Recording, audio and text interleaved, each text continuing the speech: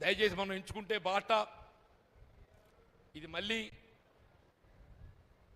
10 ఏళ్ళు కష్టపడ్డాం, 2 ఏళ్ళు గడిచిపోయింది అవమానాలతోని, 2 ఏళ్ళు అవమానాలతో గడిచిపోయింది. ఈ 2 ఏళ్ళు పోరాటంతో గడుపుతామంటున్నా, 2 ఏళ్ళు పోరాటంతో గడుపుతామని చెప్పంటున్నా. నేను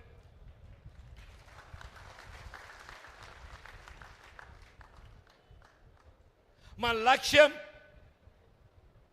ధర్మం, ధర్మ పోరాటం, మన ధర్మ పోరాటం చెప్పండి, న్యాయం కోసం పోరాటం చేస్తాం, మన హక్కులకు పోరాటం చేస్తామని చెప్పంటున్నా. ఆ హక్కుల సాధన కొరకు నా భుజం తట్టి నాకు అండగా నిలవాలని కోరుతున్నా సవినయంగా.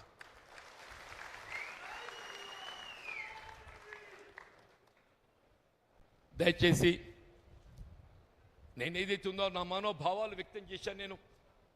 నేను అనుభవిస్తున్నట్టు ఒక మానసిక క్షోభ వ్యక్తం చేశాను.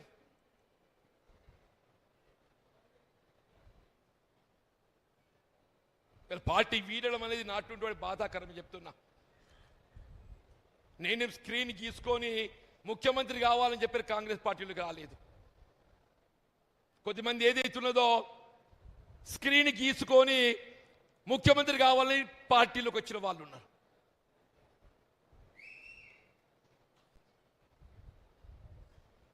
నేను పార్టీలో చేరినాడు ముఖ్యమంత్రి కావాలని కోరుకోలే, నేను ఇవాళ కూడా కోరుకుంటాను. నేను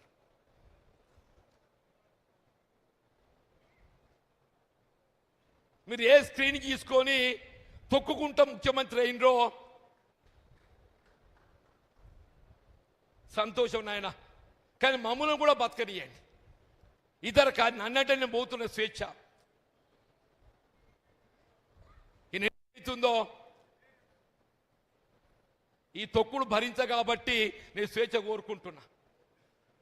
కానీ దీంతో నన్ను ఏదైతుందో కొంత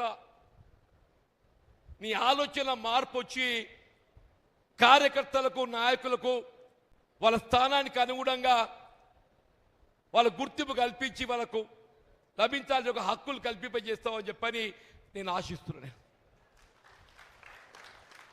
అంటే మనం పోయేటోళ్ళం పోయినా కానీ ఉన్నోళ్ళు కానీ న్యాయం కావాలని కోరుదామంటున్నాను. మనం పోయేటోళ్ళం పోయినా కానీ ఉన్నోళ్ళు కానీ న్యాయం కావాలని కోరుదామని చెప్పంటున్నాను. దయచేసి నేను మరొక్కసారి ఇవాళ నేను సమర్పించబోతున్న రాజీనామా అంటే నేను వాస్తవంగా ఏదైతున్నదో మిత్రుడు గంగారెడ్డి గారి ఏదైతే దారుణ ఏదో మారణ కాండ జరిగిన తర్వాత పార్టీకి 24th అక్టోబర్ లెటర్ రాశానే. దానికి తోడి రోజు ఈ మధ్యకాలంలో జరిగిన పరిణామాలు సింపుల్ ఏదైతే వివరిస్తూ నా రాజీనామా పత్రాన్ని విడుదల చేస్తున్నా.